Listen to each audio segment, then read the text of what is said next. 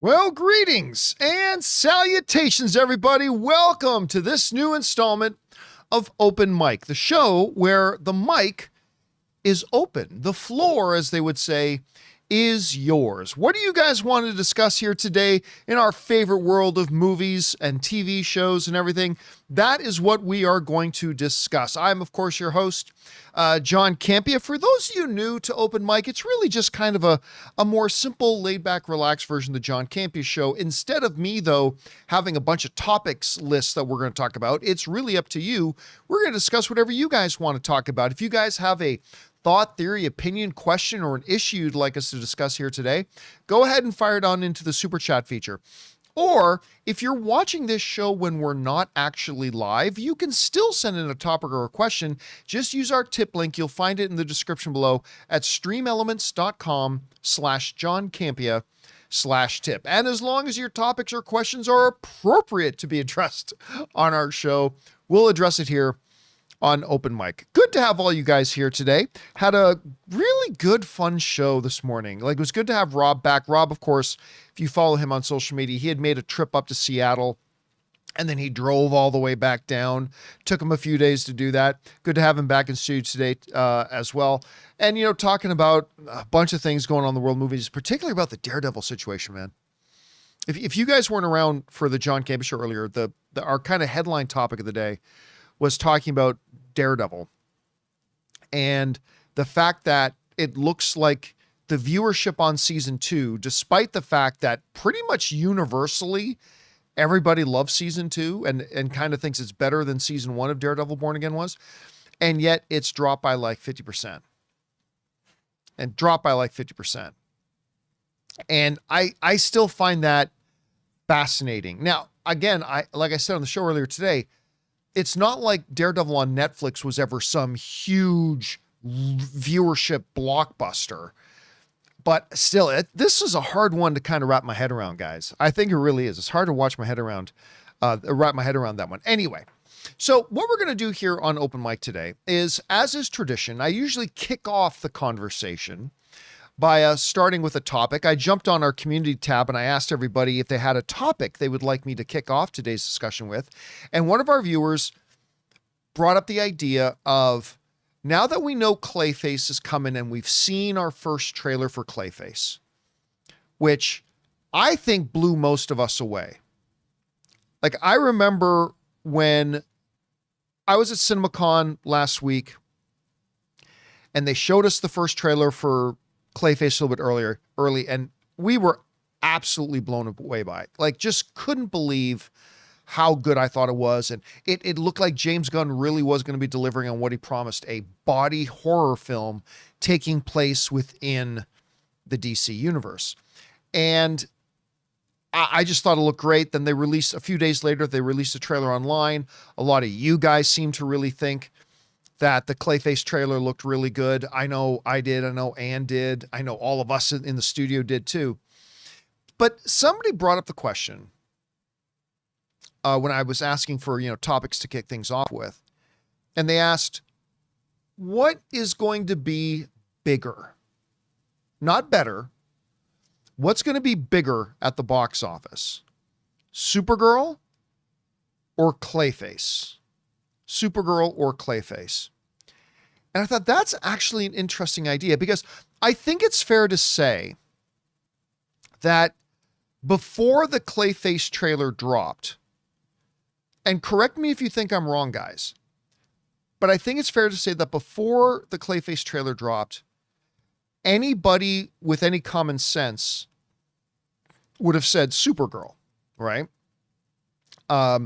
Millie Alcock. It's coming off of a successful Superman movie.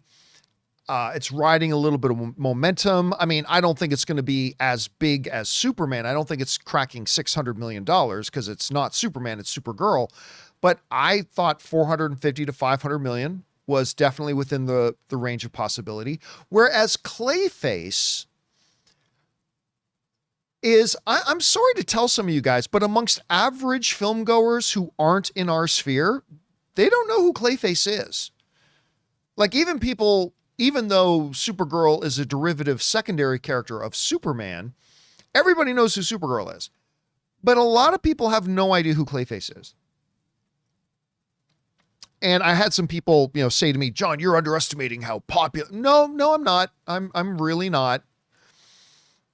I know if I go to AMC tonight and stand outside with a little clipboard, you know how they do, little clipboard and a free lemonade, and I survey people coming out of the theater, and I ask them this question: do you know who Supergirl is?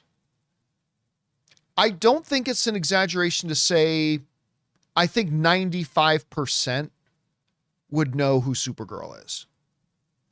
And a good 80%, maybe 75% would know that not only do I know who Supergirl is, but I also know enough to say that Supergirl is like Superman's cousin. Something like that, right? But if I stood there with my clipboard and lemonade and my sexy, sexy self, and I asked people coming out, do you know who Clayface is? I think it would be lucky to get like 30% of people, like average people, would know who Clayface is. And whereas with Supergirl, you could ask them, do you know who Supergirl is? They say yes. They'd even be able to tell you a little bit of details about Supergirl, like, oh, she's Superman's cousin. I think even out of like the 30% of people who said they did know who Clayface was, like a Batman villain, they wouldn't be able to tell you anything about him. Like not a thing, not a single solitary thing. And so again, I think if you were to ask us the question, all of the collective us, the question, prior to the Clayface trailer coming out, which movie would make more money? Supergirl, who we've already met and we've already seen a couple of trailers for, or this Clayface movie that none of us have seen a trailer for yet? I don't think it's an exaggeration to say that like 90% of us would have said, the 90% of us who are sane would have said Supergirl will make more money. Again, I think its targeting is around $450 to $500 million. I think it would be realistic to say Clayface more in the art house kind of style box office range, 225 to 300 million, right? I don't think that's a stretch. Shazam 2 didn't make $200 million. The Flash with Michael Keaton as Batman did not make $300 million. Blue Beetle, who I would put in kind of in the same category of Clayface, Blue Beetle didn't make $200 million. So I think the 225 to 300 million would be the range. Supergirl, 450 to 500 million would be the range there. But then something happened. Something happened. The Clayface trailer did come out. The Clayface trailer did come out. And not only did it come out, it was great. It's a great trailer. Now, it's a great first trailer. It's a great first trailer. Like, we didn't really learn much about the story, but that's traditionally what first trailers do. They just kind of give you a sense. They give you a tease. They give you a little bit of the DNA of the movie to hopefully whet our appetite a little bit. But my God, when this shot, this is the opening shot of the trailer, we're like, okay, instantly, I think a lot of people went, this is not the movie we thought it was going to be. It created for me, and I'm only going to speak for myself here, it created for me two questions, right? The one question in my head was, man, I wonder which will be the bigger movie. But the second question watching the trailer created in my head is, I wonder which one is going to be the better movie. I wonder. Because remember, while there is a very good team behind Supergirl, Mike Flanagan wrote the script for Clayface. And you guys who have watched the show, you guys know, to me, that has been the big thing. That's been the big thing. So I think Supergirl looks quite good. I didn't love the CinemaCon presentation. Just being honest. I'm not trying to be negative. I'm just being honest. I didn't love the CinemaCon presentation, but I've already seen enough from Supergirl to think, I think this is going to be a fun, entertaining movie. I think it's going to be a good movie. But guys, take Clayface, take the Batman, take DC out of the equation. Take DC out of the equation.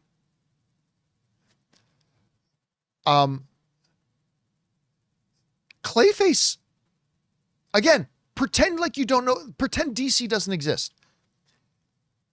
Clayface kind of looks like a horror movie that's making an Oscar play. Again, I'm just talking, look, John Campea says Clayface is going to get Oscar nominations. I'm just saying, from the first trailer, does it not again, take DC out of it. If you just watch that trailer cold, does that not look like an art house horror film that is making an Oscar play a little bit? Like, does it not? Oh yeah, Amin just put it best. It kind of gave, but even darker Oscar vibe or Joker vibes. Kind of gave a little bit of Joker vibes. And so listen, while I think Supergirl is going to be a fun, entertaining movie, another win for DC, I am actually thinking Clayface is going to be the better movie. And I base 75% of that guess, and it's a guess. I base about 75% of that guess just simply on the fact that Mike Flanagan wrote it. Again, you just look at his track record. It's impressive. But the question today is not which one will be the better movie. The question today is which one will be the bigger movie. And after seeing the trailer, once again, we have to go back to that original conclusion that clearly, easily, Supergirl is going to be the bigger movie. Clearly, easily, Supergirl is going to be the bigger movie. I think we have to reevaluate that a little bit when we see how good Clayface looks. Because it looks really good. And remember, the better a movie is, just because a movie's really good does not guarantee it's going to have a big box office. But the better a movie is does guarantee it'll make more money than had it been a bad movie. So I think we have to reevaluate a little bit. So anyway, end of the day, guys, what do I think? Do I think Supergirl or do I think Clayface is going to be the bigger movie?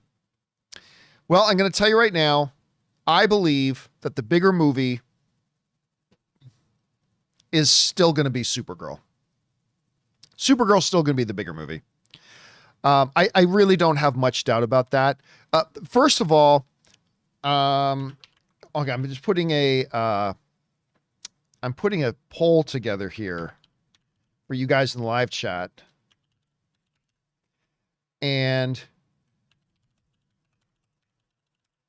okay, I just put up a poll in the live chat, guys. So go ahead and feel free to vote on it if you wish.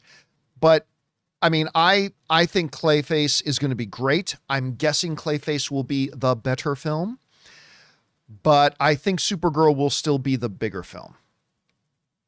It just is. It's more of a 4-quadrant movie. She's already been introduced in Superman and received very well by the public. You've got Millie Alcock starring in it, who people really like from House of the Dragon. It's a more recognizable character. And also a big part of it is that Clayface is going to be rated R. So that means a lot more of the audience, the movie is still going to be more available to the audience. Right? The movie's just simply going to be more available to the audience. Now, right now, you guys are saying in the live chat that you think Clayface is going to be bigger. Or what did I ask the question the right way? Did I ask will it be bigger or better? I can't remember did I ask the right question?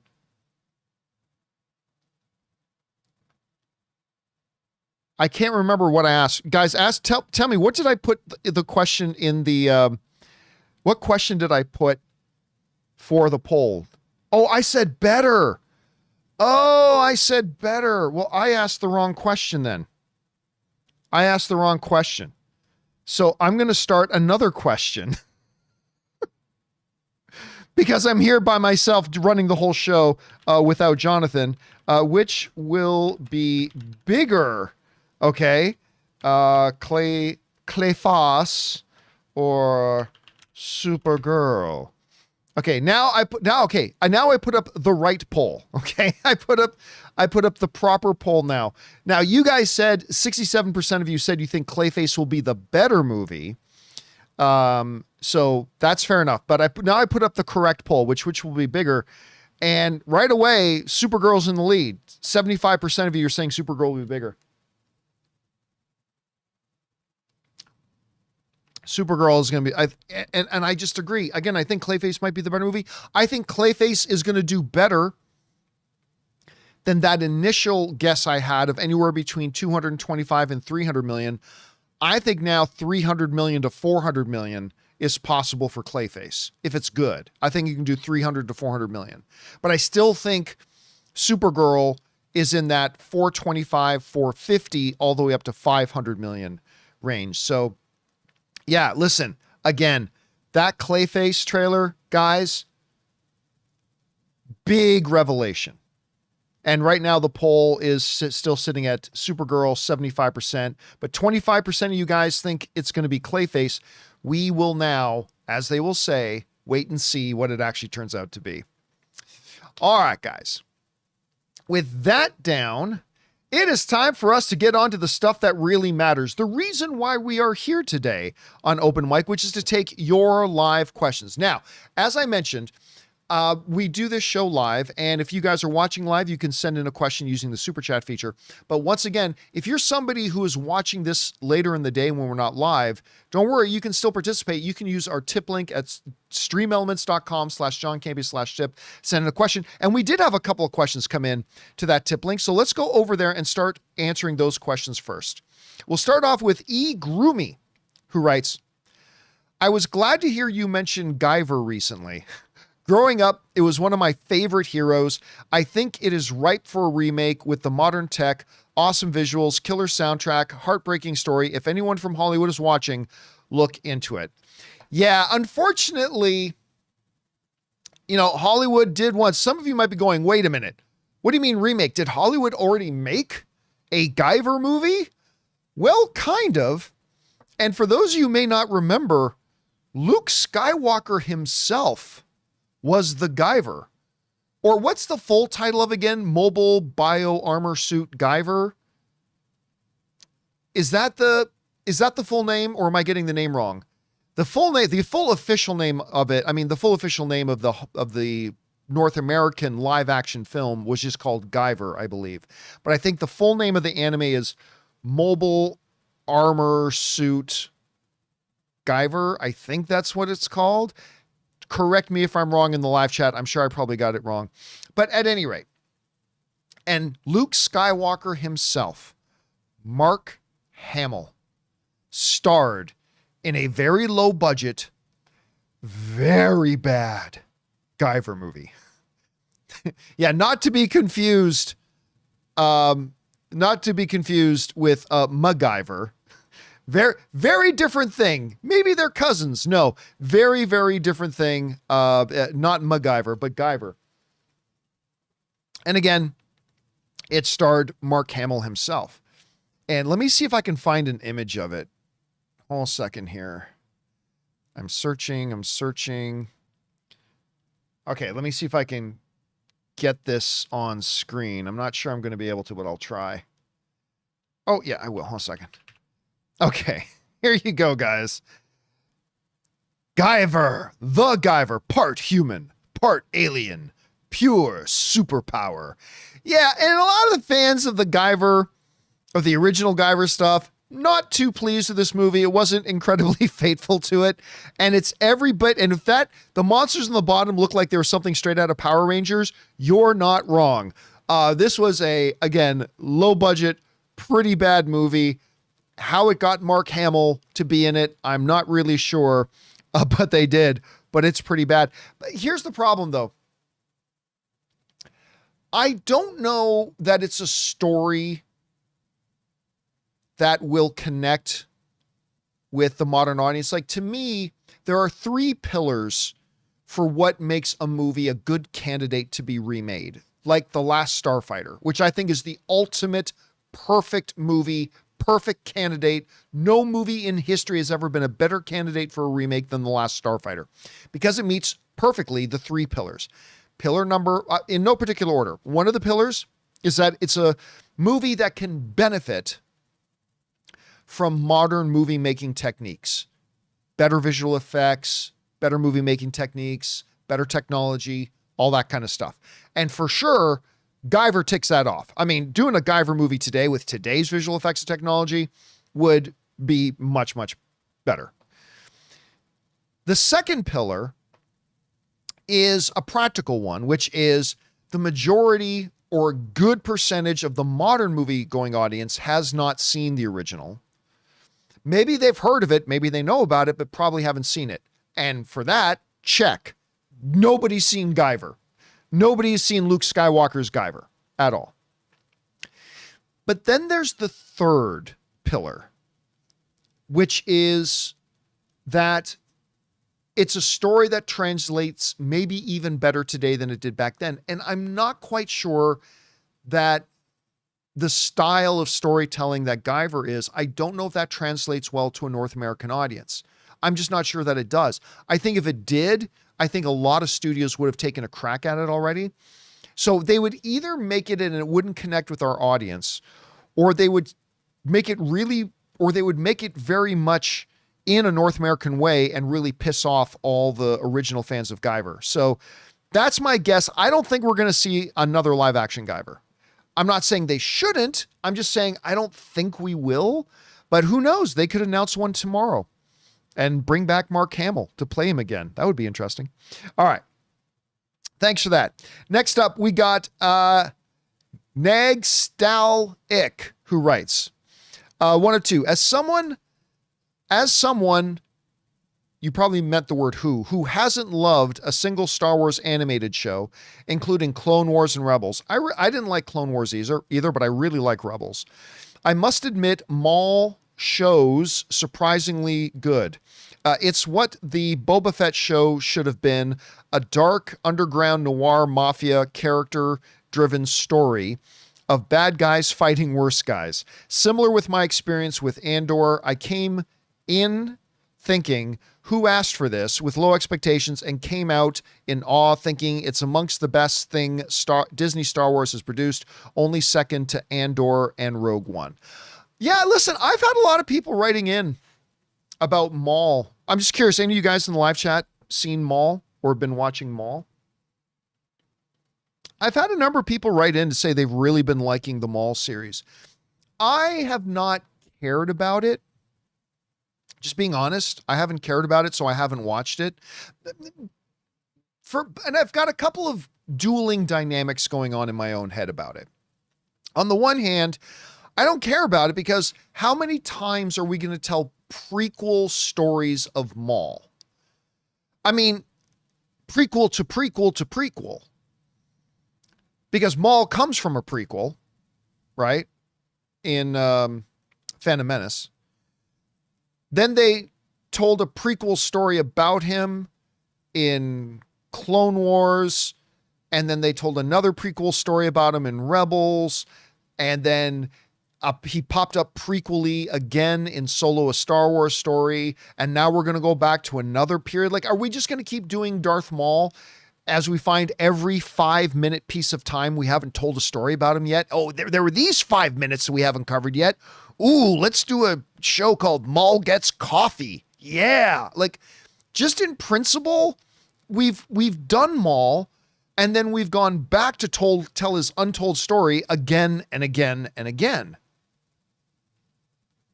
By the way, I really liked him in Rebels. I did, but that was enough. Like, we've already covered him falling into the pit, and we've already covered him getting the spider body, and we've already covered him finding and teaming up with his brother, and we've already followed him, like, fighting the Emperor, and we've already covered him now being the head of the Syndicate, and we've already covered him finally tracking down Obi-Wan again and losing again. We've already like, how many times are we going to go back to that well? So anyway, there's that. There's that. The other side of my head is, well, it is Sam Witwer, and I am a big Sam Witwer fan. And I love the way he manifests Darth Maul with his voice. I really do. So there's that. And I do like the character. Like, I think Darth Maul is a pretty damn great character. Now, and also a lot of you guys who are watching it are telling me that you really like it. So I will check it out. By the way, how many episodes are left? I know there's like a 15-second delay between when I say something and when you guys hear it, but how many episodes are left of it? Just curious. Oh, you guys are saying there's 2 left? 2 left. Okay. You know what? Maybe I'll get caught up on it because Anne is out of town. She's gone to Boston for the whole week for work. So maybe later tonight, I'll sit down and give, maybe after Daredevil tonight, I'll sit down and give the Maul series a shot because a lot of you guys are talking about it. All right. Thanks for that, man. Next up, Matan Valinsky writes, something interesting about the Paramount Warner Brothers deal is where Ellison's Hollywood friends stand. Damon Lindelof, who is a centrist, signed the petition against the merger, while James Cameron, who is progressive, sided with Ellison during the Netflix beef. Well, I mean, but I think what you're confusing there is, Matan, is that people signed the petition based on where they are politically. And that's not why people are or aren't signing the petition. You guys remember when they first announced that Paramount wanted to make a play to get Warner Brothers. I mean, obviously I wanted Warner Brothers to stay, and I continue to want Warner Brothers to stay independent, but I was not really against the idea at first, you know? And even though I know I am completely on the opposite side of the spectrum, politically speaking, from David Ellison and his meat puppet dad, Larry Ellison. I'm completely on the opposite end of the spectrum. But, you know, that really had nothing to do with it. In principle, it's like, okay, if Warner Brothers if this is what's going to happen, you know, maybe Paramount getting it could be a good thing. Because Ellison talked a great game. He talked about 30 theatrical films a year with the combined studio. He talked about, you know, like all this stuff, right? Like all this really good stuff. And I'm like, okay. But then Netflix came along. A couple of different things happened. One, Netflix came along, and I was totally against the idea of Netflix getting Warner Brothers at first, until more and more I looked at the real facts and the data and understood that it was actually in Netflix's best interests to get Warner Brothers, keep it independent, get into the theatrical movie business. See, a lot of people say, why do you believe Ted Sandros, the guy from Netflix? And I would say, because I believe he's a greedy son of a bitch, and it's in his best greedy interests to do everything that he's saying. Like, I've said this for a long time, guys. In Hollywood, in New York, in corporations, in anything, if you can trust in one thing, here's the one thing you will always eternally be able to trust in. Trust in the greed of corporations. Trust corporations are always going to do what is ever in their own greedy best interests. Always believe that. If you don't believe a corporation will always do what is in its own greedy best interests, you're naive. And when I finally sat down and looked at all the data, and I realized, oh, doing all this stuff with Warner Brothers that Ted Sarandos says he's going to do with Warner Brothers is actually what is in his own greedy self-interests, oh, then I believe it. Then I believe every word he's saying, because every word he's saying is what's actually best for him. It's what's actually best for Netflix. So I believe it. So yes, I believe Ted Sarandos because I'm not naive. I believe he will always do what is in his own and in Netflix's greedy best interest. It just so happens that what was in Ted Sarandos's and Netflix's greedy self-interest also aligned with what I felt was what was best for Warner Brothers. So I kind of changed sides on that. And then I went to the side of, you know what? I went from being, I'm totally against Netflix getting Warner Brothers to like, you know what? They are the best option. And it gets Netflix into the theatrical business, which is what the entire theatrical industry really wants. So this is the best thing to happen. The next thing that kind of turned me against the Paramount situation was when I started looking at what the financial reality was. Paramount is going to be in, once this deal goes through, if it goes through and when it goes through, I did an entire editorial video about this.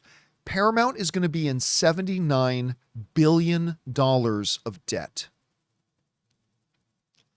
$79 billion in debt. The interest that they're going to have to pay on that $79 billion of debt was, I did the numbers, but I think it was somewhere around $4,000 a second, or maybe it was like $400 a second. It was like $1 million a day. Oh, no, it was more than $1 million a day. Anyway, it's crippling. The third thing that then came about that kind of turned me against Paramount getting it was when I found out that this deal is going to be financed like 49% by foreign money. Not that there's anything wrong with foreign investment.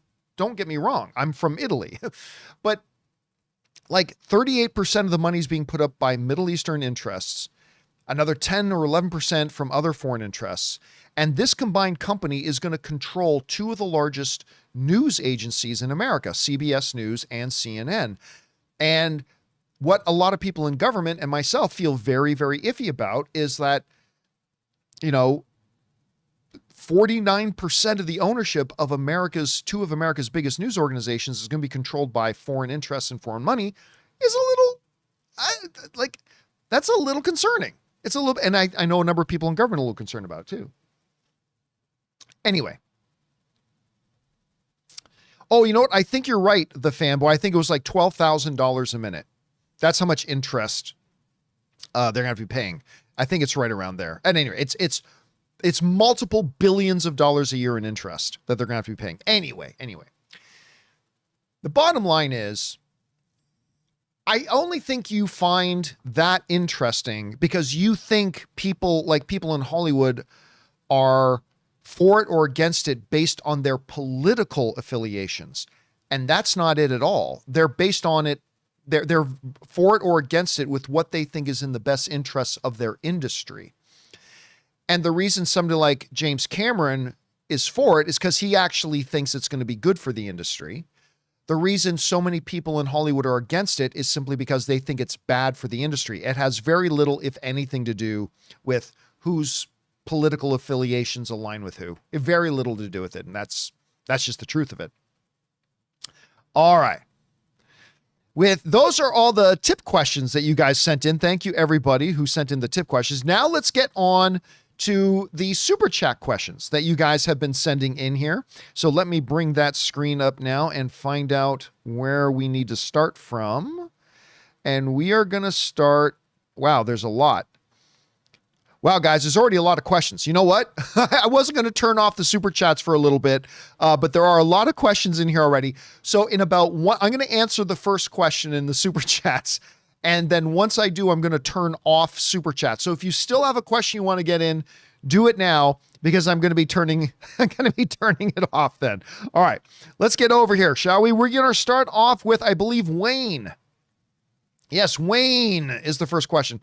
And Wayne writes, hey, John, I just want to add to the Dungeon Crawler Carl. The audiobooks are so great. It's like a great D&D campaign. Highly recommend when you drive. Yeah, I have had so many people writing in and saying, John, you got to try Dungeon Crawler Carl. And so when I do the next leg, I've already decided this. When I do the next leg of the movie meetup tour, which is going to be near the end of May, we're doing Boston, Columbus, New York. We'll announce dates in the next coming days. We'll announce dates in the next few days. But when I go on that, I will be listening to that audiobook. You guys have convinced me. I'm going to give it a shot. Or maybe I'll be listening to my new audiobook.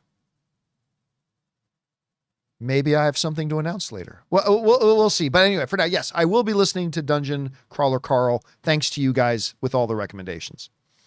Let's see. Next up, Amin writes, did you watch the teaser for Silo Season 3? Releases in July. They shot Season 3 and 4 back to back. Also, what did you think of Season 2 and how it ended? I have not watched Season 2. I haven't watched Season 2. And you know what? It has been to the... I really, really liked Season 1. But I just never got around to getting onto Season 2. I just never got around to it. And Anne has been like really on my case because she loves Season 2. Anne's been really on my case about getting on board with Season 2 because she loved it. And she wants me to watch it now. And now she's really turning up the heat because she wants me to watch Season 3 with her. So she's like, you got to get caught up on Season 2. Maybe Season 2 is another thing I'll get caught up on while we're driving out to New York for the movie meetup tour. I will try. But no, I haven't checked out Season 2 yet. I will get around to it, though, because I've heard good things about it. And I love Season 1. I really, really do. All right, Rich Reviews writes, I remember either you on AMC or Collider railing against the film Catfish for a misleading trailer. I mean, that was so long ago. I mean, it would be ironic if I did because of what the nature of Catfish is. That's a weird movie, man. Catfish is a weird movie. And you know what? In hindsight, I don't even know how you really do things. But yeah, make no mistake. Somebody asked on the last open mic what I thought was like the most misleading trailer. Easily. I won't go into it all again, but easily, by far, times 1,000. The single most misleading trailer in the history of Hollywood is the trailer to The Bridge to Terabithia. That is the most misleading trailer I think that's ever been made. All right. Rylan Holman writes, over or under 50% that Disney will release the Doomsday trailer as an exclusive attached to The Mandalorian and Grogu to get ticket sales up for it because I'm not really seeing a lot of excitement for it. Help me out, guys. When does it release? May what? May... I can't remember. What's the release date? Again, I know there's a 15-second delay. What's the release date for Mandalorian and Grogu? The 22nd. Yeah, look, it's possible, but I doubt it. That's just generally not how Marvel handles their trailers. And I don't think they're going to wait that long to drop the first trailer. I really think it's going to be dropped before then.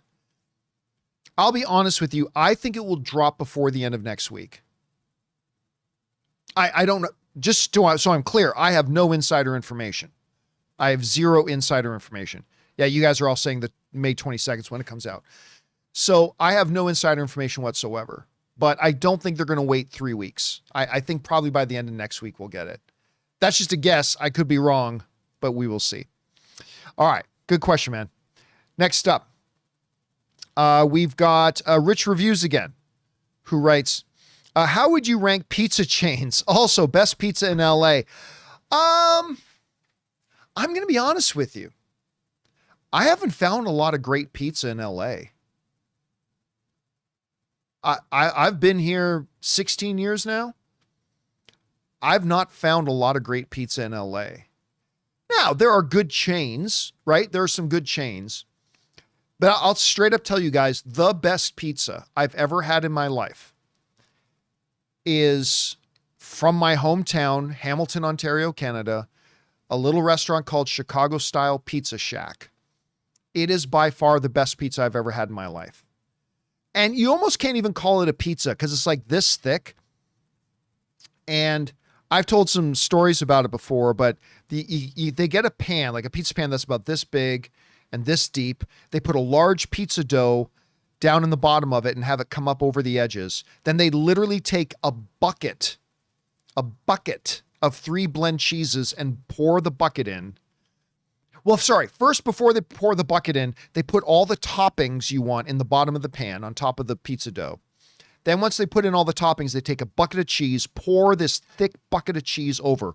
Then they take another large pizza dough, put it on top of all of it and seal it like it's a cake. Then put some tomato sauce on the top there, a few more of your toppings, put it in the oven. Guys, there's enough cheese in it to choke a moose. Best pizza I've ever had. Best pizza I've ever had. So how would I rank the pizza chains? Okay. Down at number 400, or however low it will go, Domino's. Domino's sucks. I have never ordered Domino's and ever once remotely enjoyed it at all. Domino's sucks. Sorry, Domino's, but it's mostly because of their crust. They're terrible. So that's down there. Now, but a couple of the ones that I really do like. Papa John's is pretty good. I find Papa John's is pretty reliable for an NFL Sunday to order in some pizza. They're pretty good. So that's up there. I think Little Caesars is pretty good. They're not bad. But I would say my favorite one out of the chains is Pizza Hut. I think they have the best crusts. But most importantly, my favorite pizza from a chain is Pizza Hut's Meat Lovers Pizza. That is my favorite singular pizza from a chain. So yeah, I would say, I'd say Pizza Hut's probably my favorite chain. Yeah. Let's see. Yeah, somebody's like, what about Pizza in Canada? Pizza, that's the biggest pizza chain in Canada. It's also, I like Pizza, but that's not here, so I haven't had it in like 15 years, so I don't know if it's any good or not anymore. All right. Next up. Rich Reviews is asking, favorite Ken Burns series? I mean, God, that guy, he's made like what, 40? His Ali one, his one on Muhammad Ali is really good. The American Buffalo. I'll say the American Buffalo. Ali up there. His Benjamin Franklin one is pretty good. So yeah, those are a couple. I mean, I can't remember all like 30, 40 of them off the top of my head, but those are some of the ones that come to mind for me. All right. Next up. Where are we at? Rich Reviews writes, have you ever seen the Michael Apted? The Michael Apted documentary Up series? There's a Canadian version of it. I've never even heard of it, to be honest with you. Never even knew it existed. All right. Rich also writes, in the next few weeks, the Alamo in my area will show The Gate, The Killer, Lars and the Real Girl, adaptation, The Bridges of Madison County. Never seen these films before. Which should I see? I would say, first of all, there's a couple of really good ones.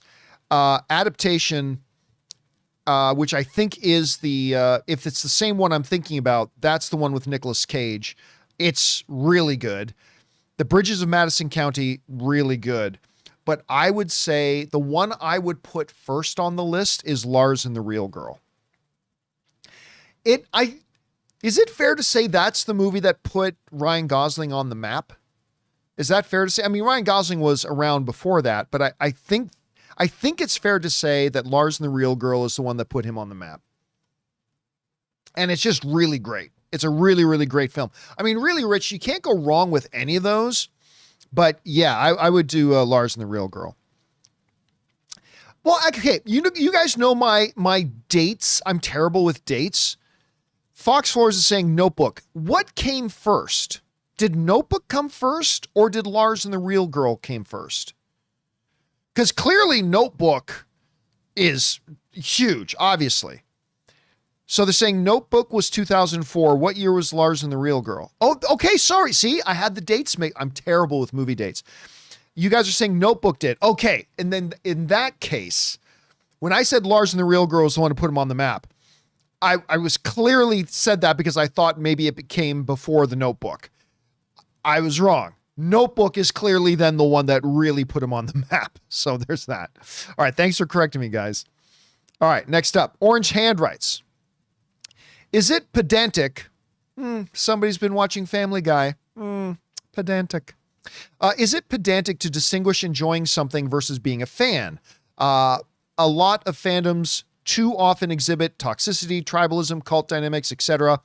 I'm not sure I'm comfortable using the fan label. Well, I mean, okay, but here's the thing, Orange Hand. Now you're just talking about semantics. You are a fan of something or you aren't. Whether you use the word doesn't change it. It's much like a girl who's pregnant. She's either pregnant or she's not. I've heard some people use the term, I'm not pregnant, I'm pre-birth. You're pregnant. You're pregnant.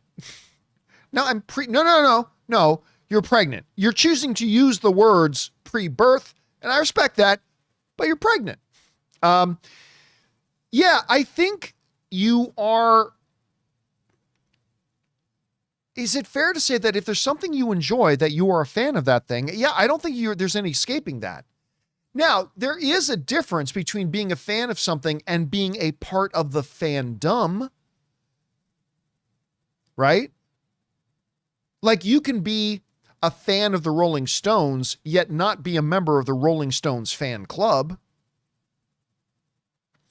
I do think there's a distinction there. I do think that's separate. But yeah, I mean, it doesn't matter what word you choose. Yes, if you like Lars and the Real Girl, you're a fan of Lars and the Real Girl. But I do think there is a distinction between being a fan of something and then identifying with a fandom. I think those are two different things. I think there are. But also, you got to make a distinction because, look, can the Star Wars fandom, for example, be a really desperately cancerous and toxic place? Yes. But it's also important to identify that it is a sick, twisted, basement-dwelling, cousin-humping segment of the Star Wars fandom that represents that. Now, unfortunately, you know what the old saying is, the loudest wheel gets the oil, the squeakiest wheel gets the oil, or whatever the saying is. Unfortunately, in a lot of fandom circles, it's the real little bitches that get the most attention because they're the ones who scream and cry the loudest. So it's understanding, you got to understand, like, yeah, this is a great example. Who just put that in there? Somebody just brought up, yes. So Team Bazooka, is writing, fans of Snyder's DC movies does not necessarily equal Snyder bro, right? Like, I'm a Zack Snyder fan. I don't love everything Zack Snyder's done. Like, I hate his stupid, what are the Netflix movies he just did? I hate them so much, I've put the title of them out of my head. And I didn't like Sucker Punch. But the vast majority of Zack Snyder's film library, Rebel Moons, yeah. Rebel Moons movie, man, those movies are garbage. But the vast majority of Zack Snyder's work, including obviously with this guy, my boy, Henry Cavill, Man of Steel, the most underrated comic book film in the history of the genre. I unabashedly identify myself very much as a Zack Snyder fan, but does not mean I'm one of those frickin' pathetic Snyder bros at all. I'm a fan of Zack Snyder. I really love the vast majority of his work. Listen, I don't love everything Steven Spielberg's made either, but that does not mean, just because I'm a Zack Snyder fan, does not mean I am a Snyder bro, right? So yeah, semantics, but sometimes semantics are important. All right, thanks for that, Orange Hand. Your question was not pedantic. Raymond Verrata writes, Entertainment Weekly asked Travis Knight what favorite toys he would like to see as movies. Just so you know, Travis Knight is the guy who directed Kubo and the Two Strings. He also directed the best live-action Transformers movie, Bumblebee, and he is now directing the Masters of the Universe movie. Anyway, Entertainment Weekly asked Travis Knight what his favorite toys What favorite toys would he like to see as movies? He answered Mask, Mask, Mask. I even remember the tune. And Thundercats. Please make Thundercats. All right, look. Thundercats, that is a tough nut to crack, man. Thundercats is a really tough nut to crack. And I honestly don't know that they're ever going to do it. Because here's the thing with Thundercats. No matter how you make that movie, you are going to piss off half of the Thundercats fans. Doesn't matter how you do it. I just don't see a way you can make Thundercats and please enough people to make it a hit. Because by its very nature, Thundercats is rather silly. Thundercats is rather, I mean, it is. It's silly. Don't get me wrong. I watched the hell out of Thundercats. Thundercats. Ho! Thundercats are on the loose. Thundercats are loose. I watched the hell out of it.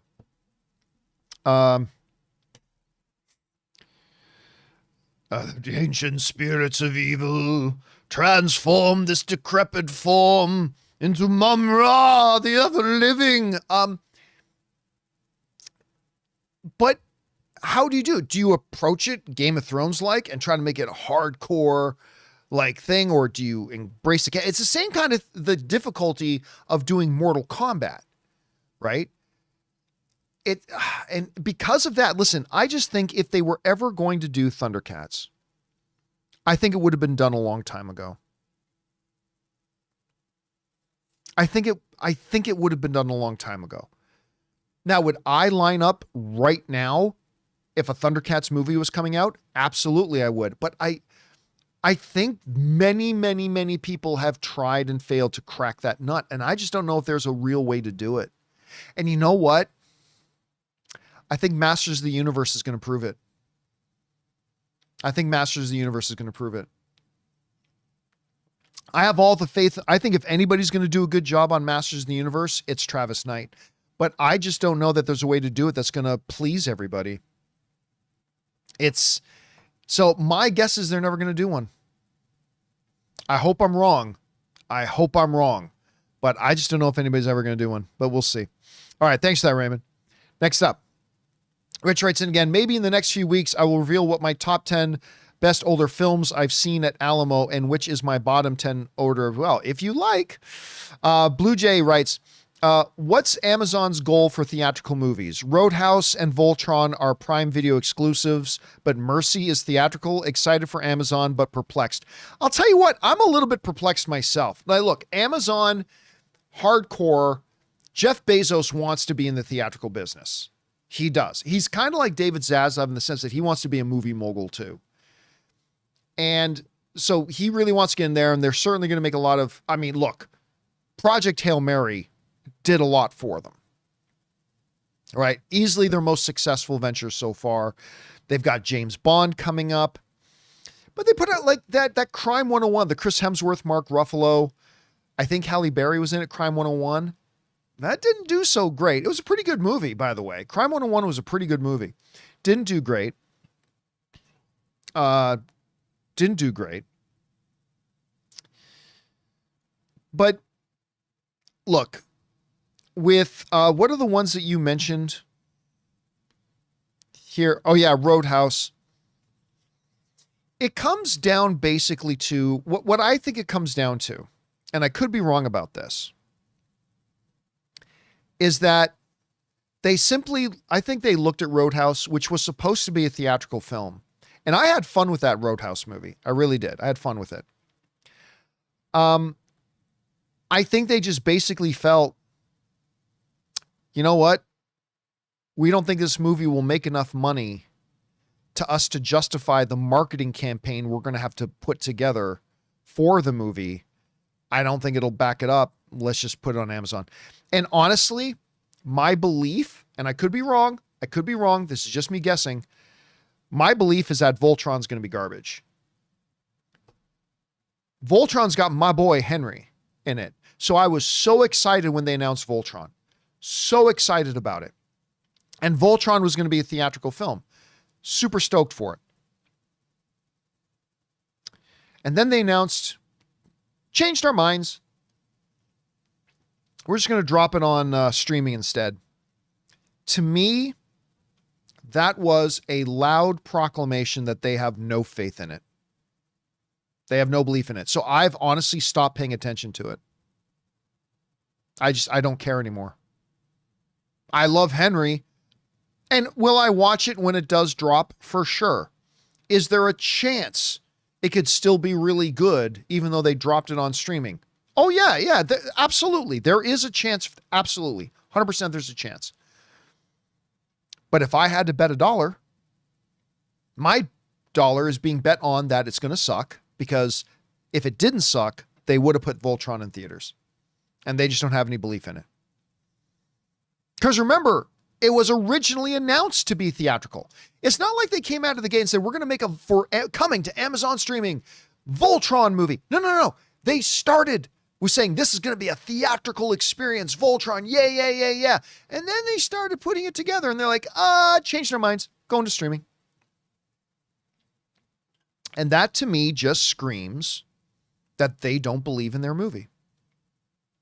Now, Mercy was terrible. But I think they believe that the pure star power behind it, and I think they made that movie pretty economically. Like, they had to pay a bunch for their actors, but other than that, it was not an expensive movie to make. They thought, we can get away with putting this in theaters. But yeah, you're right. That one wasn't very good. All right. Next up, we've got Chris Martin, who writes, what is your favorite thing to do in Vegas? Play poker, period. Play poker. Yeah. I have a couple things planned, but need more ideas. I'm seeing 2 concerts and going to Hell's Kitchen. You know what? Hell's Kitchen, overrated. Ann and I, we've done a lot of restaurants in Vegas, but last year we realized, we've never been to Hell's Kitchen. And it's like right across the courtyard from Caesar's Palace, which we normally stay in Caesar's Palace. So like, let's make a reservation, go to Hell's Kitchen. And we did, and it was fine, but I'm going to be honest with you. I didn't find the food in Hell's Kitchen to be particularly all that great. It's just really expensive. Yeah, some UNLV hockey fan is saying it's 100% overrated. It's just too expensive. Yeah, listen, is the food bad? No. The food wasn't bad. But it absolutely did not justify. It was not good enough to justify the price. I think there are restaurants you can go into that are really expensive, and then you eat the food and you're like, okay, I get it. That was worth $80 or that was worth $100 or whatever. Yes. But Hell's Kitchen was not that. It just was not. It's a decent restaurant. The food's pretty good, but it is absolutely not worth what you pay for it. So clearly my favorite thing in Vegas to do is play poker. I'm a poker player. Actually, yeah, in a little over a month from now, getting ready to go back to Vegas for the World Series of Poker. Going to be participating in the World Series again this year. Looking forward to it. All right. Here's a couple suggestions. Number 1, absolutely either see a show or Wizard of Oz if it's still playing, or something in the Sphere. I've gone to the Sphere twice now. Once to see the Wizard of Oz. That was a great experience. And once because my wife wanted to go see the Backstreet Boys concert. And I have to admit, they put on a hell of a show. The Sphere is something you need to experience. So definitely go to the Sphere. And even though I don't think Hell's Kitchen's all that good, Gordon Ramsay has a couple of really good restaurants, particularly his restaurant in the Paris Hotel called Steak. Gordon Ramsay's steak is really good. I also really like Gordon Ramsay's burger, to be honest with you. That's pretty good too. But guys, let me tell you about something. Sticking on the theme of food in Vegas. A few months ago, Ann and I, because I'm a big barbecue guy. I love good barbecue. Not a lot of great barbecue in LA. I found a couple little gems, but not a ton of really good barbecue in LA. So anyway, we came across this video on YouTube a little while ago, and they were counting down like some of the best barbecue places you can go. And one of the places they listed was in Las Vegas. I'm like, wait, what? One of the great barbecue places and it's in Las Vegas. Which one is this? And it's this, I'm going to see if any of you guys in live chat know which restaurant I'm about to mention. But they said in Las Vegas, and they talked about a barbecue place in Las Vegas called Soul Belly. Soul Belly. And it's in like the Las Vegas Arts District. And we were like, okay. And we went and gave it a try. Loved it. It's not my all-time favorite barbecue, but I really loved it. It was really, really good. Well, I just found out this week that they just opened another location right on the Strip. Planet Hollywood, which is right on the Strip, it's connected to the shopping center called the Miracle Mile, and they just opened a location of Soul Belly in Miracle Mile. So I'm going to have to go and give that a chance. And yeah, some other people. The Jonas Brothers actually have a restaurant that's in MGM, and I'm forgetting the name of it. It's a girl's name's kitchen, something's kitchen, and it's really good. It's really good. Peter Luger's, the steakhouse in Caesars, is phenomenal, but it's pricey. It's pricey. That's really good too. So yeah, go see a show at the Sphere, and make sure you enjoy some really, really good food while you're in Vegas. Because Vegas is one of the best places in the world to eat. So make sure you do that. All right. Next up, that movie guy writes, "Hey John, I think Supergirl will be bigger, but could Clayface crack the top 10 highest grossing horror movies of all time?" I mean, I don't know. I don't have that chart off the top of my head. So you'd have to tell me what the highest grossing horror films of all. Look, I think right now, my guess, based on no facts, is that Clayface has a shot at maybe 300 to 400 million. Now, is 300 to 400 million enough to crack the top 10 of horror films? I don't know. I don't have that information in front of me. If number 10 on the all-time box office horror film list is at around 400 million, then yes, I think it has a chance of cracking the top 10 all-time horror films. Oh, we got some stuff here. Okay, so at number 10 is Signs at 408 million. So if that is indeed number 10, then yes, I think it's got a shot. If it's as good as it kind of looks, I think Clayface may have a shot. If that information that we just got from UNLV Hockey Fan is accurate, I think it has a shot. All right. Next up, Alfredo Parra writes, "Really cool seeing your solar battery setup. Would be cool to see a video on how everything is routed like you talked about." Yeah, so for those of you who weren't around when I did this, I took a quick picture. Right over here to my left is all my solar batteries. And I'm pretty big on solar power. I love solar power, so I threw some solar panels out in my backyard, got a whole bunch of solar generator batteries in here. Everything in the studio runs on these solar batteries. The lights, the cameras, the televisions, the monitors, the computers, the microphones, the speakers, like everything in here runs on the solar batteries. And then I also use the solar batteries to charge my Tesla. So I don't pay anything for gas. I don't even pay to charge my car. It all comes from the solar. Now, the main reason I have the solar batteries is not to charge my Tesla. The main reason I have my solar batteries is not to run the studio. The main reason I have my solar batteries is blackouts happen. And we live in Southern California, and you never know when an earthquake's going to hit and maybe knock the power out for a bit. And I just like knowing that I have enough power in all of my solar batteries over here that I can run this house probably for 2 weeks. Yeah. Even with minimum sunshine, I could probably run this house for about 2 weeks with the batteries. That's not including central air. Like I can't turn on central air. I have to use one of my little portable air conditioners, but I probably have enough solar battery to run everything for about 2 weeks. And I just like having that peace of mind, right? I just like having that peace of mind. But yeah, one of these days I am going to maybe I'll get Jonathan or Ray over here to film me doing a walkthrough about how I set up my whole solar battery system. Anyway, thanks for that, man. Next up, Dice writes, "Hey, John, thanks for all the content over the years. Thank you so much for being here for it. What made you initially get into online punditry? Did you feel like it was something you wish existed and didn't yet, or was it something else?" Well, here's the thing. I am a lifelong, passionate movie fan. All right. So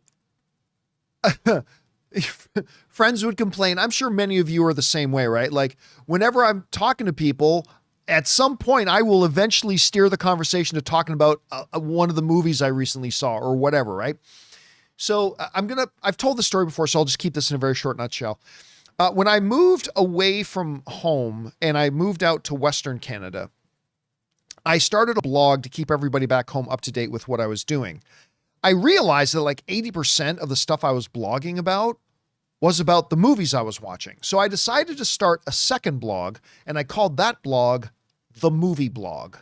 And it was so early, the domain name was still available. And I just started writing the movie blog.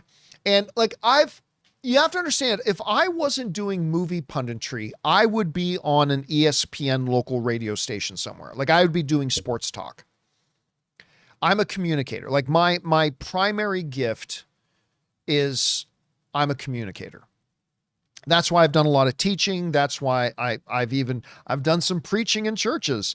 I've done I am primarily like everybody's got something they're good at and a lot of things I'm not good at. But if the one thing defines me in terms of skill sets is I'm a very good communicator. So, and I love talking about the things I'm passionate about. So sports and that. And I just realized, man, I really love talking about movies. I started experiencing some success with the movie blog. I already told the story the other day about some friends of mine then had an intervention with me to say, you got to quit your job at the law firm. You got to go and give this thing a full-time thing. And that was really it. I just found that I was really passionate about it. Around that time, the popularity of online stuff was really exploding, and the timing just worked out well, and I was able to get on board with it and just gone from there. So yeah, lifelong movie fan. And I just love, and you know, when I started the world's first movie podcast, the movie blog, the audio edition, it's the world's first movie podcast. The reason we started it was because a lot of discussion about film that people would have, I found was done in the nature of like Siskel and Ebert, the way they would talk about film. And I love Siskel and Ebert. But I just realized when me and my friends talked about movies, we talked about it more like sports fans than we did about art fans, even though movies are completely art. But I just found that me and my friends used to talk about movies like sports fans.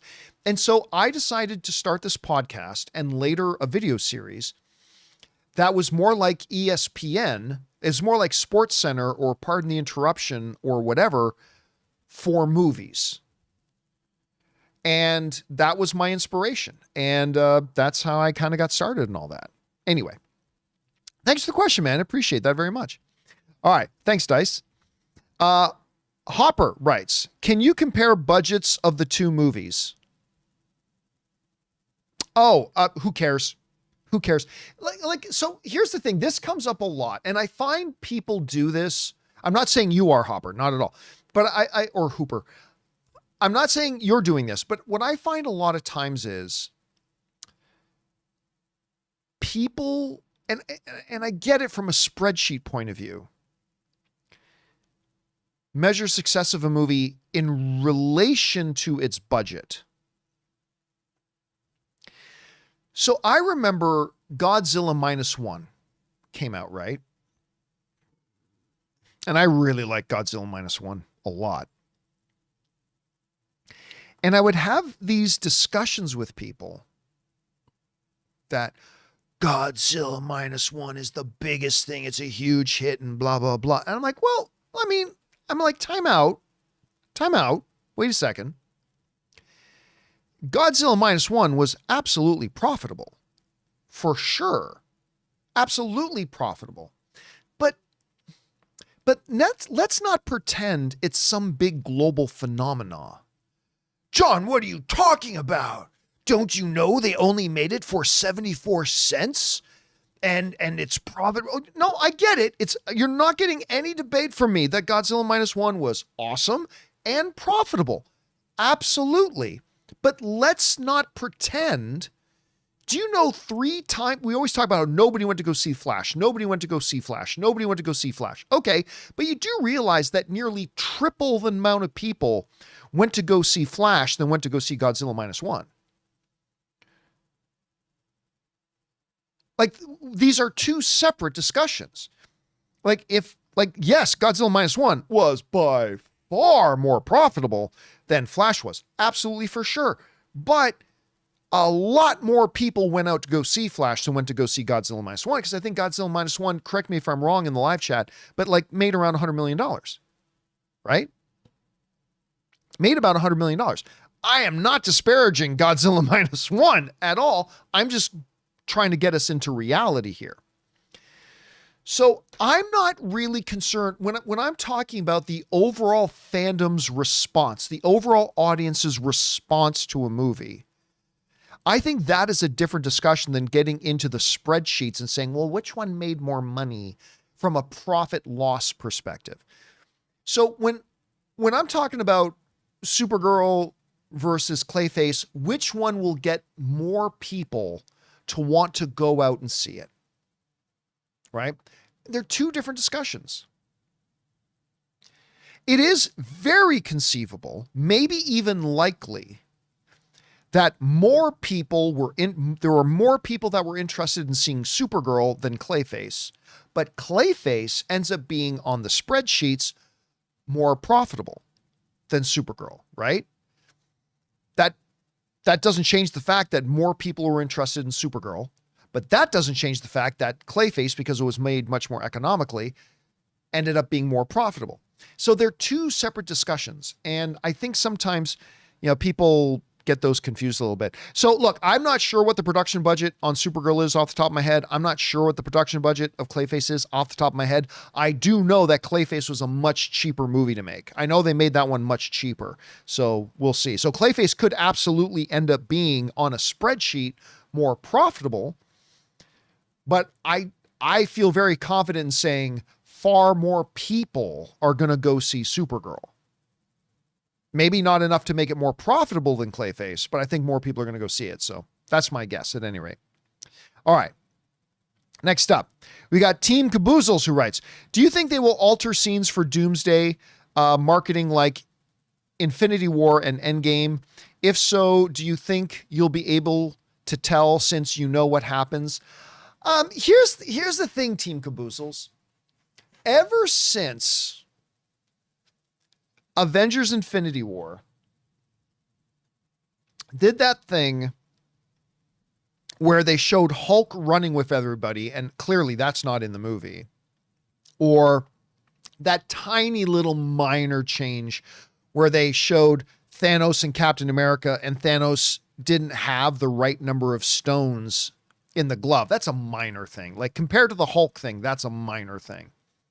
Ever since that happened, every time, maybe not as much recently, but it feels like every time there's a new Marvel trailer, everybody's wondering if they changed the trailers, when it's hardly ever happened since.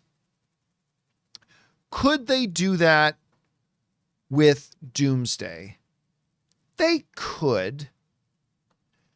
And certainly there are little details they could do it that Rob and I, who know what happens in the movie, we may not even notice because it's such a minor detail, like the number of stones that were in Thanos' glove at the time. It's possible, but I honestly don't think they will. I honestly don't think they will. Like everything that I saw in the Doomsday trailer that they showed us at CinemaCon, that I'm sure they will make public very soon. Everything I saw tracks. So yeah, I don't think they will this time. I think they did it. I don't think they want to go through all that again. So I don't think they're going to. I think everything that we see, I truly believe that everything we see in the Doomsday trailer, at least this first one, is absolutely from the movie. But I don't think they'll do that again. I really don't. I could be wrong, but I don't think they will. All right, DL writes, have you been watching the show From on MGM on season 4 now? My wife and I love this show. If you liked Lost, this is great. I saw From season 1 and I loved it.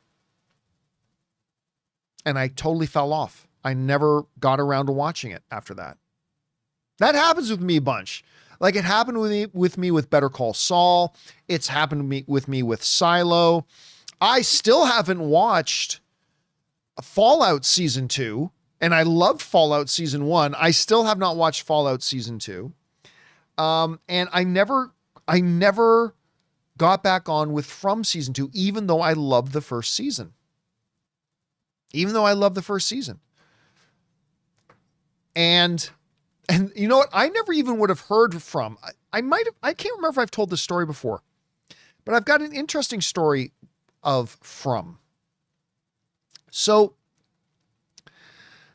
I got reached out to by an agency looking after some of the publicity for the show From before season 1 aired.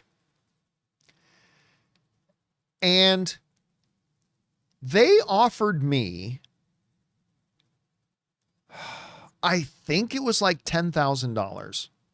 Maybe it was $5,000. I'll say 10. It's years ago now. It was years ago that this happened, but I'll go with like $10,000. They offered me like $10,000 to just put out a couple of tweets. Cause this is back when I still used Twitter and I had like over 100,000 people on Twitter, and I've since closed it down. I don't use that cesspool anymore, and they offered me like $10,000 or something like that just to put out a couple of tweets. Just saying, you know, hey guys, tonight, the premiere of From, I'm going to be watching it. I mean, I made sure that I was very clear that this was a sponsored mentions. It was sponsored. And I told them, you need to let me see a couple of episodes, because if I don't like the show, I'm not going to pretend that I like the show. And they gave me an early preview of a couple of the episodes, and I really did like it a lot. And so I did this thing where I didn't even have to talk about it on the John Campea show. It wasn't even for YouTube. It was just to put out a couple of tweets. So I put out a couple of tweets, and that's what got me initially connected to From. And I loved season 1, but I just, like so many other shows that I really liked the first season of, I've never gotten around. But I am going to catch up one of these days. I will catch up one of these days to seasons 2, 3, and now 4. Thanks for that, DL. All right. Crazy Vegas writes, MJ's This Is It free now on YouTube. What a loss. I don't know what that means. Is there a Michael Jackson thing called This Is It? Somebody's saying in the live chat, Lewis is saying in the live chat that This Is It is good, but I don't know what it is. Is that like a Vegas show? Oh, it's a Michael Jackson documentary. Okay, I didn't know that. I've not heard of it. And apparently Crazy Vegas is saying it's now free on YouTube. Okay. Good to know. I did not know about that. I learn stuff from you guys every day on this show. All right. Carlos Sawyer just sends in a $10 super chat badge to be supportive. Thank you, Carlos. Appreciate that, man. Carlos then goes in and writes, what would be your favorite DC project be if you were James Gunn? What would be my favorite DC project if I were James Gunn? Do you mean what DC project would I do if I were James Gunn? Like my favorite DC project Overall, well, The Dark Knight is my favorite, and then Man of Steel is my second favorite. So that's the top two. But what if what you're asking is what would be the project I would do if I were James Gunn?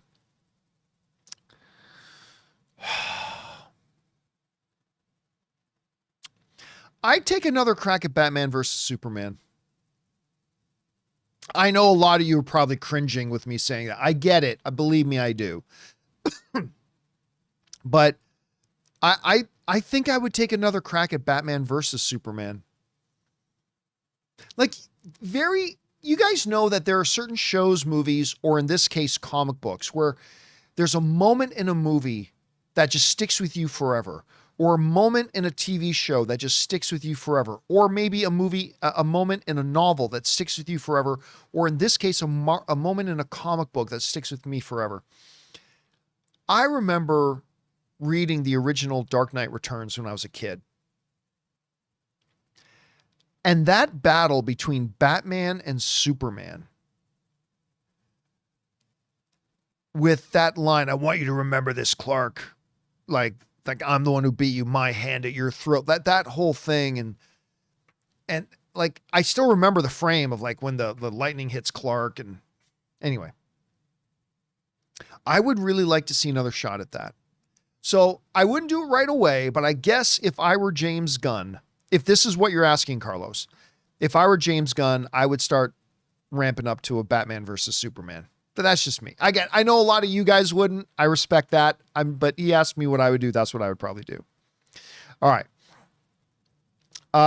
Kyle Miles writes, on Daredevil, had the same thought as you guys. TV shows have been my little escape, and Daredevil has gotten pretty real this season. Love the show. So for those of you, thanks for bringing that up, Kyle. For those of you who maybe didn't watch the John Campea show earlier today, when we were talking about like the fact that Daredevil's had like a 50% viewership drop since last year, and we're talking about, even though the quality, I think most of us, I think the vast majority of people out there, not everybody, but I think the vast majority of people out there agree that Daredevil season 2 is like an improvement over season 1. And most of us really love it. It's been really good. I can't wait to watch the episode in about a half hour. And yet it's viewership drop. And we talked today on the show about why do we think that viewership number has dropped? Why do we think it's gone down? And, we talked about maybe R-rated stuff just isn't for Marvel. We thought, maybe it's just that Marvel is in a different place right now.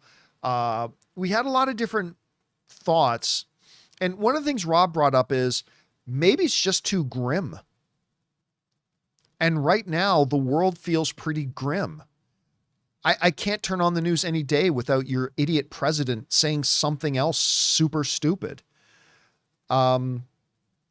And it's just a ridiculous, grim, dark world. And one of the things that makes Daredevil so great is that it embraces being a darker show and all that kind of stuff. But maybe that just doesn't appeal to a lot of people right now.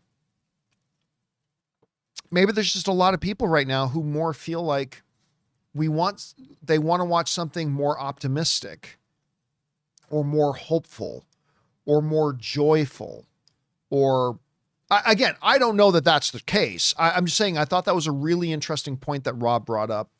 And I think there might be something to it. And it sounds, Kyle, like maybe you think there's something to it too. So maybe, yeah, that's definitely a possibility. All right. Next up.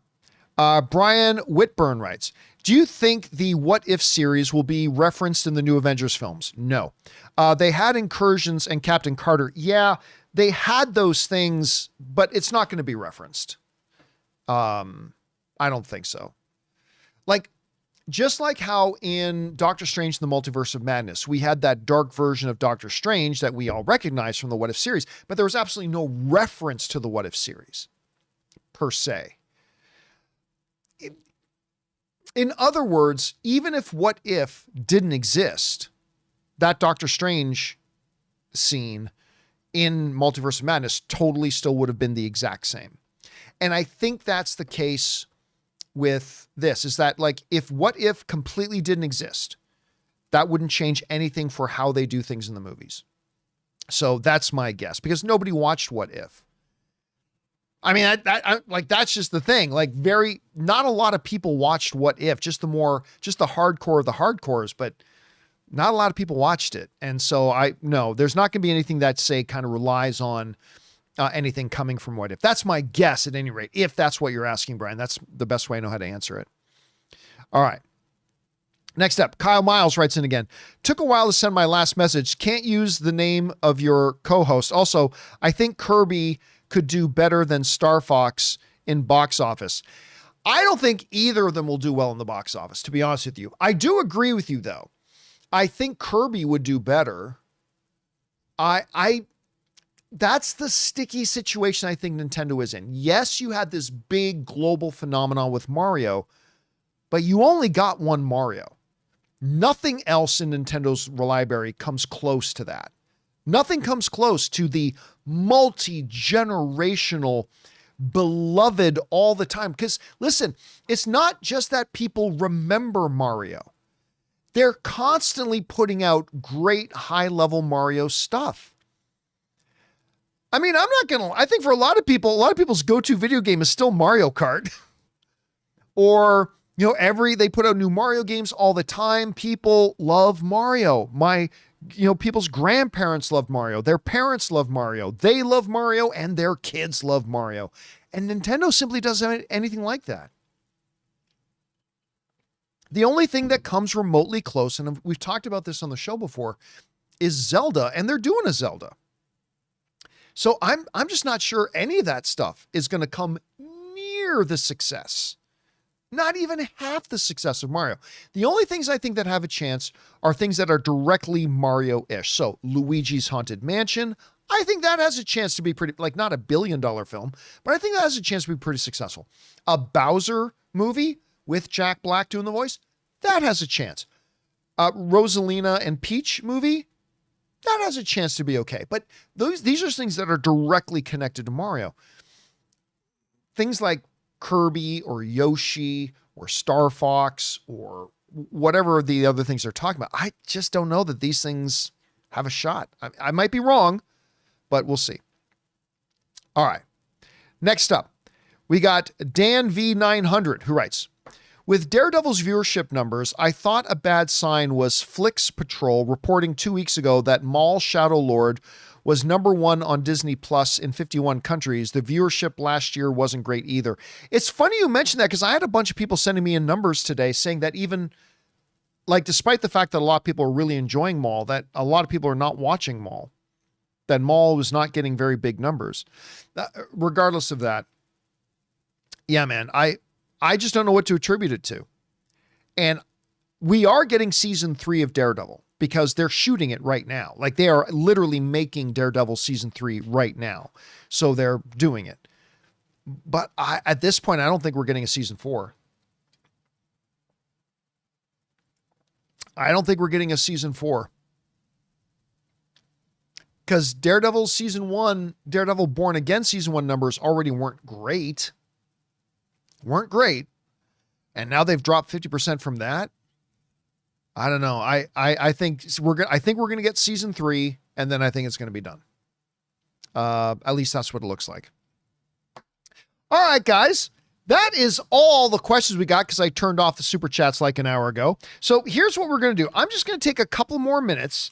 And if you guys look in the live chat, if you have a question for me in the live chat, I'll just take a couple questions from you guys in the live chat. If you have a question, put in all capital letters, question, : That way I know you're asking me a question. You're not just talking amongst yourselves. And I'm not going to answer all of them. I'm just going to cherry pick a couple and answer a couple. So if you guys do have a question, again, I know there's a bit of a delay, so I'll wait and see if any of you guys have sitting here in our live chat today have anything. Okay, so what do we have there? Kyle is asking, what's my favorite Nintendo franchise? Probably Mario Kart, to be honest with you. Although I gotta say, Hades is pretty good. Hades is pretty damn good. But I'll probably say Mario Kart. Soiner is writing, will Michael make $1 billion? I don't know that it will. I don't know that it's a good enough, like I liked it, but I don't know that it's good enough overall to get to the $1 billion mark. I hope it does, but I've been saying for a long time I think it would, but now that I've seen it, I don't know that it's going to be huge, but I don't think it makes enough to make $1 billion. Randy writes, question, have you heard any news on Matrix 5? Oh God, I hope not. Matrix 4 was gutter trash. Matrix 4 was so terrible and it made no money. I think everybody's over Matrix, to be honest with you. So I don't think there's going to be a 5th one, but you never know. Let's see. Question, do you think the events of Doomsday and Secret Wars will be a result from an incursion or a Nexus event? I can't, since I know stuff that happens in Doomsday, I can't answer that. So I'm neither giving anything affirmative or negative, but I can't answer that without being spoilery. Let's see. Mighty Tank saying, do you think they'll kill Karen Page this season? I would give it a 35% chance. So not likely, not 50%, but I don't think that's out of the realm of possibility that they kill off Karen, to be honest with you. Let's see. Question, if the X-Men start with the OG 5, do you think Storm will be in Black Panther 3? No, I don't think they're going to have Storm in Black Panther 3. Let's see. Damashi writes, do you think they've already chosen the new Bond and just aren't saying, or are they still looking? I think Denis Villeneuve is still very busy making Dune 3. I mean, they've finished shooting the movie, but they're doing all the editing and post-production now. I think they're still, I believe them in this case. I believe them when they say they have not picked their Bond yet. I think they've got some people in mind, but I don't think they've picked their James Bond yet. I really don't. Let's see. Boris saying, thoughts on the Netflix Hulk Hogan series? Is Netflix doing a Hulk Hogan series, or does one already exist? Either way, I haven't watched it. Listen, I was as big of a fan of the wrestler Hulk Hogan as anybody. But let's just say I'm not interested enough in the life of the person that I would watch anything about him, to be honest with you. Again, grew up as a big fan of the wrestler Hulk Hogan, but I don't know about anything else about him. Let's see. I'll pick one more. Silent Ghost writes, question, Jafar Jackson gets an Oscar nomination? I don't think so. I think he did a great job. Let me be very clear. I thought Jafar Jackson did a great job in the movie. I really do. Now, I don't know if he can actually act because I'm only seeing him in one thing, playing his own uncle. So I don't know. So do I think he gets an Oscar nomination? I don't think it's impossible. But if I had to just guess, do I think he will be considered one of the 5 best performances of the year? In a year that we're going to have Matt Damon in Oppenheimer, or I keep saying Oppenheimer, The Odyssey. In a year where we're going to have Timothée Chalamet in Dune. In a year where we're going to have Tom Cruise in Digger, which, by the way, guys, I cannot wait for you guys to see the Digger footage. Oh my God, it's so good. My guess is no. My guess will be no, he doesn't. That's not to take away that I think he did a very, very good job in Michael. I really do. But Oscar nominated, I'm going to guess no. That'll be my guess. All right, guys. And that'll do it for today's, again, really long installment. I intended for Open Mic to be an hour long. That'll do it for today's installment of Open Mic. Thank you so much for being here, guys. Big special thank you to all of you who joined me live. It's amazing how many of you guys come in and all of us hang out together and talk about movies. Love seeing you guys talk amongst yourselves and sending in questions as well. Thank you so much, guys. Hey, please come back and join us again tomorrow for not only, I don't think we're going to have an Open Mic tomorrow because I've got plans to go and watch the Laker game. But do please make sure you come back and join us for the John Campea show tomorrow. We'll look forward to seeing you guys there. Come back and join me, Jonathan, and Rob. I hope we see you. That will do it for me for now, guys. Thank you so much for being here. And until next time, my friends, bye-bye.